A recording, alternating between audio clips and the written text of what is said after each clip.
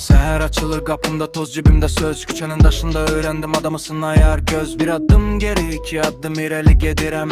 Düşəndə qalxmağı da mən özümə deyirəm. Bax, cibim boş olsa da başım dolub yanlar. Gecə uzanır ama mən yolumu damıram. Ana dedi oğul ürəyini möhkəm tut. Mən də tuttum, indi qorxunu yola sattım.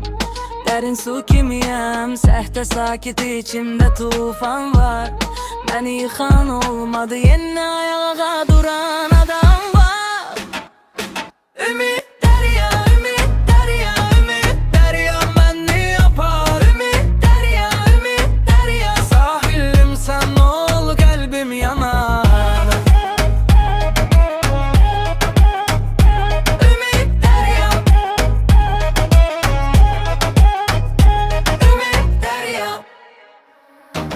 Dost dediğim bəzisi külək kimi çəkildi. Bəzi qapılar üzümə gecə ilə bağlandı. Amma mən hər çatdan yeni yol çıxardım. Dərd üstə dərd gəldi, yeni adımı çağırdım. Bir tikə sevgi, bir stəkan sabır, bunlar kifayətdir. Qalanı mənə ağır, içimdə bir uşaq hələ oynayır həyətcə. Ona söz verdim, çıxacağım bu zülmətcə.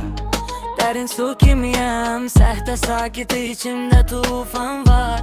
Beni yıkan olmadı, yeni ayağa duran adam var.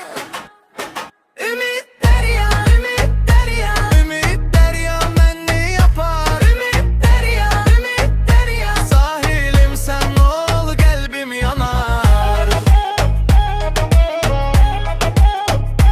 Ümit derya, ümit derya. Bu yoldaşdı bilirəm, amma mən daşdan da sərtəm. Bir nəfəs, bir dua, qaranlıqdan işığa gərdəm. Ümit